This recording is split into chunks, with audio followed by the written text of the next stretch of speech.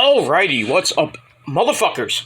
Peter Gilmore here for a Thursday night video, right here, on the Peter Gilmore Wrestling Channel, youtube.com/Peter Gilmore. Thank you for watching. Make sure you like the video, and subscribe to this channel, and all my channels, which are in my freaking pants. Shut up. It's in Rose's pants. Down in the description box below. Find me on Facebook, follow me on Twitter and Instagram, share the video all over the internet. Don't forget to tap that bell and turn on all notifications, or Rose will kick your ass. Alright. On this rainy, windy as fuck Thursday night, December the 15th, 2022. We are 1 week away from Christmas. That and the greatest day in the world, we all know what that is. So, we're getting close, ladies and gentlemen. We're getting close. So, it's all that matters. So, hopefully you're getting your shopping done. And if not, well, you better get it done. That's all that matters. But, yeah, kind of boring here in the Northeast today. Raining all day today. Gonna rain all day tomorrow. Ugh. Garbage weekend's gonna be cold here, too. But anyway, not about the weather. Watching the Niners game. Niners are up 21-6 over the Seahawks. Should have been 28-3 without that stupid freaking roughing the passer penalty by Bosa. Damn. Game would have been done, but it's okay. 21-6. About 11 minutes left in the third quarter, so still a pretty decent game so far, but it is what it is. Kittle with 2 touchdowns. Brock Purdy doing pretty damn good as well. Oh, 8 minutes left, I should say. Well, we get there. All right, enough about football. And that's pretty much it. Unless this guy gets a touchdown. What? There he goes. Oh, no. Okay. All right, so as the title below says, it is time for your late and out-of-date AEW Dynamite! Winter is coming for review for December the 14th, 2022 from the Curtis Culwell Center in Garland, Texas. Yep! And one of them Cowboys. Scared them Cowboys that day. Alright, so this is I believe the 3rd or 4th annual Winter is Coming event by AEW, and last night wasn't so good. I mean, the end was decent. And certain parts near the end were pretty damn good. But overall, not so bad. I mean, they did 995,000 views last night with a .33 rating. Not bad, still under 1 million. But, it is what it is. Hopefully they'll pick it up next week in San Antonio, where they're going to have their holiday bash. We'll see what happens with that when we get there. Alright, so let's get into it. Let's not waste any more of your precious time, because you might have other things to do, and I got to watch a football game. But I digress. Alright, so we start off with the Pyro. We are live from Garland, Texas. And we start off with match number 4 in the Best of 7 series. Death Triangle up 2 matches to 1. So we got Death Triangle, that bastard Pac, our good friend Pentagon Zero, and Rey Fenix, taking on the Elite, baby! Oh, sorry. Of Kenny Omega, Nick and Matt Jackson of the Wayward Sons. The Bucks, whatever you want to call them. This was a pretty good match. Don Callis at ringside on commentary. We had Michael Nakazawa and that idiot Brandon Cutler at ringside with Alex Abrahantes. So it starts off with Matt and Penna going back and forth. And then, 6 men in the ring. The Elite hit a bunch of flippity-dippity-doos to take over. Then we settle back down a little bit. Kenny starts working on Pac's arm. And then we see Nick Jackson on the outside. Looks like he's hurt his ankle. And we've seen that before from Nick, that he has an ankle injury, and then you think the match is over, and you can't continue, and it's going to be like a 2-on-3 or a 3-on-2, something like that. And, goddamn freaking sack. Crap. But then they took Nick to the back. Then it was just Kenny and Matt and Matt Jackson. So Rey Fenix takes over on Matt as Nick's taken to the back. And then Matt gets beat up by the Lucha Brothers. And then Rey Fenix gets the hot tag to Pac. Kenny comes in and hits the "You Can't Escape" into the middle of moonsault. But Pac fights back until Kenny takes him down again. And then Pentagon hits a package pile driver on the apron on Matt. Ouch. As Ray McLeod just got a first down. Yep. Finish comes back in, hits the Eddie Guerrero S.A. frog splash from the S.A. Evans, you know what I mean. Pero. So he hit sent on Kenny for a near fall. Pac goes for the Black Arrow and missed. And then we see Nick Jackson come back, limping, so might have a legit ankle injury. Pentagon then hits him with the hammer that's been used all 5 matches. And then Phoenix grabs a heel hook, and Kenny's trying to save him, but Nick taps out. So Death Triangle get the win. They go up 3 matches to 1. So next match in San Antonio could be the one that gives them the win and retains the Trios Championship. So we get that. Match itself was okay. I give it 3.5 out of 5 stars. Then Kenny gets on the mic and says, "This is bullshit!" And he says every match from here on out, match 5, 6, and 7. I said match 5. I mean match 4. Match 5, 6, and 7 is going to be no rules. Well, next week is no disqualification. Match 6 is false count anywhere, and if it gets to match number 7, which I think it will be Escala de la Muerte, which means Stairway to Hell. So, I'm thinking it's going to get to that. We're going to get a ladder match for the Trios titles in Los Angeles, California on January the 11th. It's going to be a big show. It's the Bucks homecoming. I think they're going to win it there, and then they're going to lose it to the House of Black. Well, that's pretty much it for that. So, we had that. So, 3.5 out of 5 stars for that. As Jennings almost gets a first down on 1st and 15. Alright, after that we go to the back with Tony Baloney Schiavone. He's talking to MJF, the World Heavyweight Champion, Maxwell Jacob Fartknocker. Talking about how Ricky Starks worked hard to get here, and now everyone wants to see him win the big one in his adopted hometown of Texas. So he's like, "Yeah, I was born with a silver spoon in my mouth and a needle dick." It's true, Max. But he was just better. He's better than Starks at everything, and he's better than you, and we know it. Blah, blah, blah, blah, blah, blah, blah. Same stuff. So we'll see what happens in the main event of the program. Ricky Starks taking on MJF for the Dynamite Diamond Ring and the World Heavyweight Championship. Really should be 2 separate matches, but I don't know why I didn't do that. Let me move on. So I gave that 3 out of 5 stars.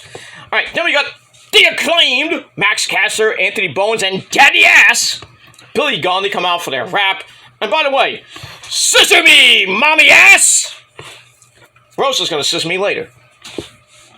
Maybe, I don't know. But anyway, they do their rap, and then Jeff Jarrett, J-E-F-F-J-A-R-R-E-T-T, just Jeff Jarrett, and Jay Lethal, they come out, excuse me, they come out with Satnam Singh and the original player from the Himalaya, Sanjay Dutt, beat them all up from behind. They take Max Caster in, they hit Max Caster over the head with the guitar. And then Jarrett's like, listen, we're going to become the tag team champions. I'm like, please, for the love of God, no. No one wants to see 50-something-year-old Jeff Jarrett become a tag team champion. No. Please, for the love of God, no. And a good punt by the Niners down at the 3-yard line. So 21-6 Niners, 2:27 left in the third quarter. So it's anybody's game right now, but Niners are up by 15. So gotta play some defense. We'll see what happens with that. All right, so I gave the acclaimed Jeff Jarrett crap. I gave that 3 out of 5 stars. Let me move on. All right, then we're going to look back at Claudio Castagnoli winning the Ring of Honor title back at Final Battle this over the weekend for the second time. So we see that. And that leads us to Tony Baloney with the Jericho Appreciation Society. He has Chris Jericho, Sammy Guevara, the Spanish God, the former Ring of Honor Pure Champion Daniel Garcia, Jake Hager with that creepy fucking hat, and I think we had Parker and Maynard, Daddy Magic. So most of the Jericho Appreciation Society was there. They're not happy with their losses at Final Battle, but Jericho says after I get my warm-up match with this jobber, I'll get to him in a minute. He's gonna get his world title back, and then they go to Daniel Garcia to see if he's gonna get his title back. But he gets caught up by Jericho. Says Garcia never should have lost that match, and from now on, Garcia needs to follow around his new mentor, Sammy Guevara. And we find out on Rampage, Sammy is going to get beat up. Is going to beat up Jon Moxley. Yeah, right. Sammy, you're about to die on Friday. So, Ty Mello, if you need a new husband, you know where to find me. But I digress. Alright, so I give that 3 out of 5 stars. And we move on. Alright, then we go to our next match. The Machine, Brian Cage, with my good friend Prince Nana at ringside. Take it on Jungle Man Jack Perry, who's still banged up from Big Cass chokeslam at Final Battle. So the pretty okay match. I like the part where Cage tries to go for the F5, and Jungle Man Jack Perry turned that into a Canadian Destroyer. That was pretty damn nice. Then he locks in the snare trap, and then Prince Nana gets on the apron, causes a distraction. And then we don't see Brian Cage tapping out. So then they kind of jockey to see who's going to knock Prince Nana down. And eventually, Brian Cage accidentally hits Prince Nana down off the apron. And then we got an O'Connor roll by Jungle Man Jack. 1, 2, 3. He gets the pin. And there you go. So I gave the match 2.5 out of 5 stars. And then afterwards, Jungle Boy cuts a promo saying he wants the biggest bitch of them all, and that's Big Cass. So he calls out Big Cass, but instead gets Stokely Hathaway instead. And then Lee Moriarty runs out after Jungle Boy is going out to face Stokely. And then Big Bill comes in, and they beat the fucking crap out of him, hit the chokeslam again on Jungle Boy. But then they send him for the man. Get in here. Hook comes out, of all people, Hook. And he chases Big Bill and Lee Moriarty away. And then he picks up Jungle Boy. And looks like we have some mutual respect there. So, I don't know what's going to happen. Probably a tag team match with Jungle Boy and Hook against Big Cass and Lee Moriarty.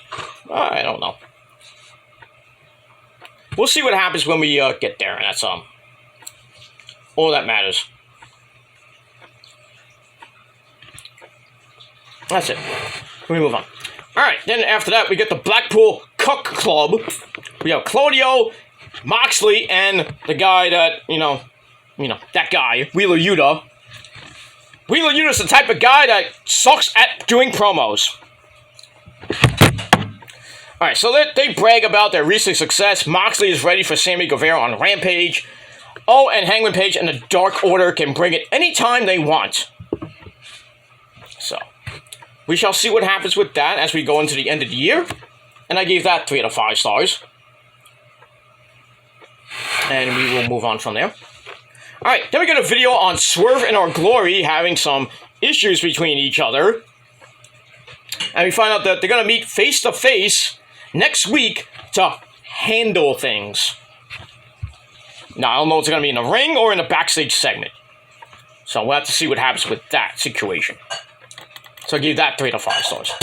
Alright, then we get to your 22-second Suckfest match of the night. We got the House of Black with the lovely Julia Hart, who A lot of people are saying she looks like the evil version of Stevie Nicks, my guardian angel Stevie Nicks, with the hat. I still think she looks like Maria Brink in the Sick Like Me video, but that's just me. They take on the Factory, QT Marshall, not Aaron Soto, and I believe it was Captain Caveman, Nick Camarado. Basically, nothing really happened here. 22 seconds, Julia Hart's in the ring. She sprays mist at, I think it was QT Marshall not. Then, Brody King and Buddy Murphy beat the fuck out of the other two guys. And then, Malachi Black's left in the ring with QT Marshall. And then, he hits the spin kick. You know, the black mist, or black mass, whatever it's called. Knocks Marshall out. 1, 2, 3, 22 second suckfest. Thank you for coming. Was most of the show was talking. So maybe Malachi was like, a little less talk and a lot more action here on AEW Dynamite. So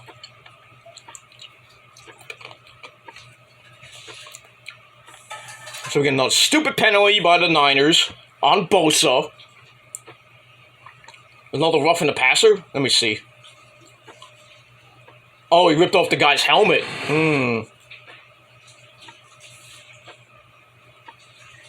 I think it was that, or... no, it was... either it was Bosa or freaking Greg Greenlaw with a stupid penalty. Stupid penalty. Had him right there. Now we'll go to the fourth quarter. 21-6. Niners. Looks like Seattle's starting to get a little bit of momentum going for them. But, 15 more minutes of football, and hopefully the Niners can hold on to win this game. And if they do win, they clinch the playoffs, but they don't clinch the NFC West just yet, because they got 3 games left. Even though the Niners will go 5-0 in the division, they do have one division game left against Arizona at the end of the year, January the 7th or the 8th, in Santa Clara. So, it's anybody's dog match in the NFC West right now. But the Niners got a pretty easy schedule coming up, so. And we'll see what happens with that. We got Washington on my birthday, which is next week, at home. Then the Niners go to Vegas on New Year's Day. That should be a night game, but probably not. Then the end of the season against the Cardinals, so I think if they go 2-1, they'll be fine. Just it's a matter of seeding now.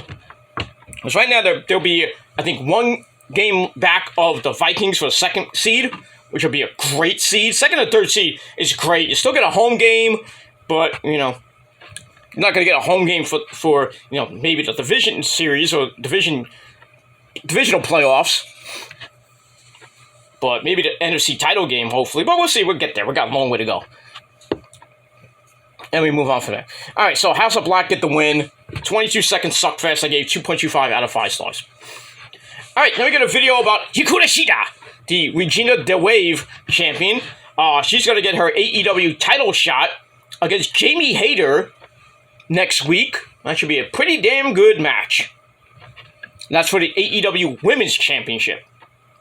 So speaking of that, Jamie Hayter's best friend in the whole wide world, yours and mine, Dr. Britt Baker, DMD, baby, and the beautiful Reba Rebel, whatever you want to call her. They're there with Tony Baloney, Britt Baker's fuck toy, butt boy, best friend. Best friend, my ass. Basically, Britt doesn't think Hikaru Shida is ready for Jamie Hayter. And then Corey Jade, Sky Blue comes in and interrupts. And then she's like, oh, why don't you face me on Rampage? I'm like, okay, you want to get your butt kicked so bad? So Britt accepts and he's like, we're out of here. I thought she was gonna challenge Rebel because she hasn't had a match in a long time because of her knee injuries and shit. So we got Sky Blue and Britt Baker on Rampage tomorrow night. Whoop-de-goddamn do! So I gave that 2.5 out of 5 stars. Alright, this is where the show started getting epic. Chris Jericho comes out and everybody's saying, Judas in my mind! He takes on the Jobber Action Andretti, who is Amazing Red's, I believe, brother. Nobody knew that except for me. And other people. But, oh, crap. Stupid run by the running back. Now, yeah. Looks like the Seacocks are in field goal range right now. They're driving right now, so hopefully the Niners can stop them. Because they get a touchdown, they're down by 8 points. So, unless they go for 2, then they're down by 7 points. But we'll see. But still it's anybody's game right now with that. All right, so we have Jericho and Action Andretti. The fans don't even know who this guy is. But so Jericho's beating him down for a while. But Andretti manages a shot of his own and a bottom rope splash for a near fall. And then Jericho busts out a Death Valley driver into a code breaker. Looked like he was about to win the match, but the jobber kicked out of that too. And then we see Action Andretti get busted open. I didn't even know he was bleeding. But he rocks Jericho, then Jericho pokes him in the eye. Good old Roddy Piper poke in the eye. And then more action. And we get an Arabian press drop. Drops Jericho again. He pulls a springboard into the walls. But that doesn't last long as we get a roll-up for a near fall. And the fans are like, let's go, Jobber! They were really red hot for this guy. And this guy's been on Dark and Elevation a few times. So, get a big win here. You on the main roster. So he hits a small package for a near fall, which sets up a kind of botched-looking tornado DDT. And then he goes in the corner, hits a running shooting star press. 1, 2, 3. We have a shocker, ladies and gentlemen. Probably the shocker of the century. Before, and you thought the 1, 2, 3 kid X-Pac, Sean Waltman beating Razor Ramon way back on Raw in 1990 something was shocking. This is the shocker of the year. As Action Andretti becomes all elite and gets the clean pin on Jericho at 9.5 minutes. The fans went nuts. And everybody I'm freaking out. What the fuck? The Jobber wins? What is this, Barry Horowitz against Skip? From 1990 something? So, yeah, so this guy gets the big win, and now he gets a contract for the main roster. As Tony Khan put the graphic on and everything. And the fans were just going completely berserk. Because they were falling asleep half the time. And this guy comes out and I was like, yeah, Jobber! So, Chris Jericho put him over, obviously. And, yeah. So, Action Andretti, you are the man, sir. Beating the Ocho, the Wizard, the Painmaker, Le Champion, Chris Jericho. And then we see later that Jericho is throwing a fit in the back. But, yeah, so Action Andretti is now all elite. Let me see what happens with him. Whatever he does in the future. Probably won't see him on Dynamite much, but, But the fans loved him. He's, like I said, he's Amazing Red's brother. So that you got a plus there. So it is what it is. So I give this match 3.5 out of 5 stars. It was a pretty damn good match. And gotta love the kind of ending was kind of meh, but still. There you go. Alright, then we go to it was Alex Marvez with Ricky Starks. He's all ready for the big match. He's been working so hard to get here, 11 years, he says. He says. And he says, everything comes to a head and no one cares about anything MJF says. There are a lot of people who are wanting to see him do what he can, and he is a reflection of what MJF wants to be. And he says he's going with everything he can basically he's going to do whatever it takes to win. Is he going to win?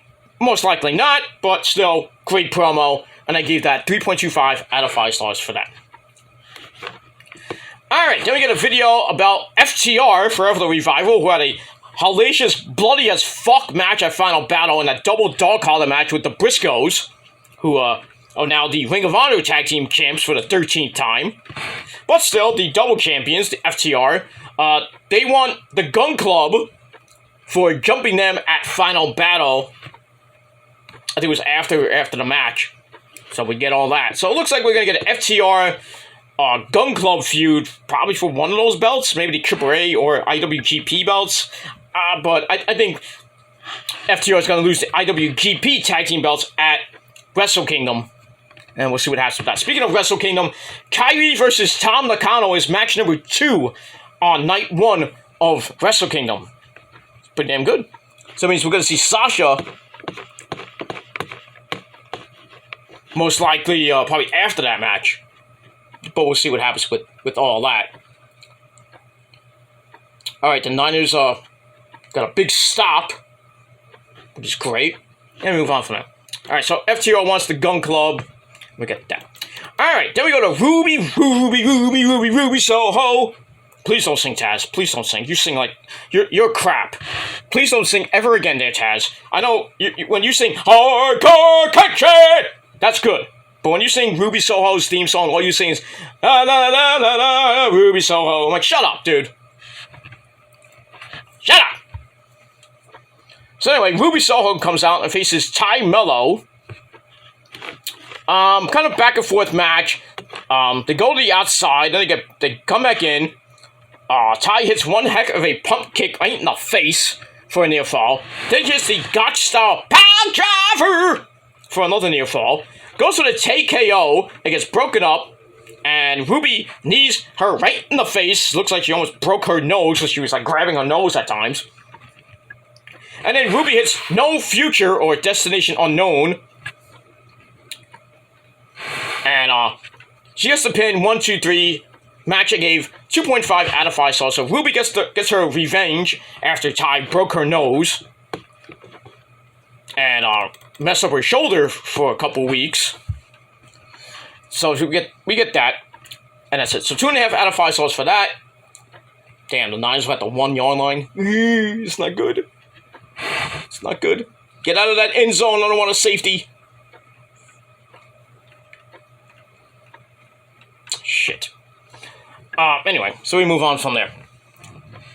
Alright, so after the match, Anna Jay comes down and beats down Ruby and hits a move, almost not like Widow's Peak, but kind of like the some move where it broke Ruby's nose the first time. So she hits that and it looks like Ruby broke her nose again because she was like grabbing her nose again. So it looks like next week we're gonna get Ruby Soho and Anna Jay in a ridiculous, boring as fuck match. And we'll see what happens with that. And we move on. Alright, then we get Alex Marvez in the trainer's room. Talking to Adam Page, seeing if he's actually, medically clear to wrestle again. And Page remembers being knocked out in Cincinnati on October the 18th. And he's still having migraines, stuff like that. He was taken away in the ambulance. He woke up. Max are asking him questions. He remembered most of everything, but he couldn't remember his own son's name. So he tells Moxley, if you want me to fight on Rampage, I'm gonna be there. So might see some cowboy shit on Rampage tomorrow night. And we'll see what happens with that. Alright, so I give that 3 out of 5 stars. Okay. Alright, so after that we go to the back where you have the best friends. Give me a hug.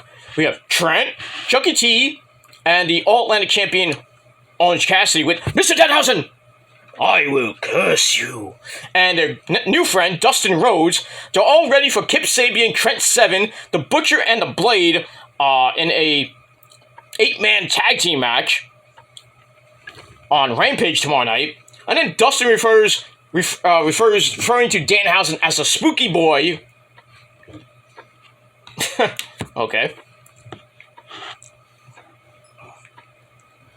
So we get all that. So Mr. Danhausen is now known as Spooky Boy. Go figure that one out. Alright, so I gave that 2.5 out of 5 stars. Alright, we're going to end up shop here with the main event for the AEW World Heavyweight Championship and the Dynamite Diamond Ring. MJF versus Ricky Starks was a pretty damn good match. And the Niners got a first down. Alright. Jennings. Alright, so this match went back and forth. MJF was in control. Then we got a small package against Ricky and near fall. So Ricky, grabs an abdominal stretch, grabs the ropes for a bonus. Referee catches him and he has to stop it. And then he goes for Rochambeau, gets blocked. Ricky sells for a sit-up powerbomb for a near fall.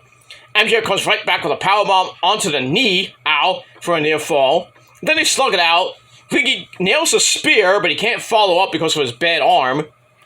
So Maxwell knocks in the salt of the earth, and then Ricky was trying to get to the ropes with his hand. Maxwell grabs his hand, then he grabs his leg. So really hard to break out of that, but Ricky eventually broke out of it.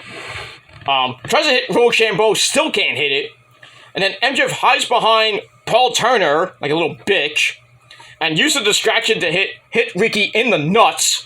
Then he wins with the fucking worst move of all, the small package. 1, 2, 3. So MJF retains the title in under 16 minutes. Match itself was pretty decent. 3.25 out of 5 stars.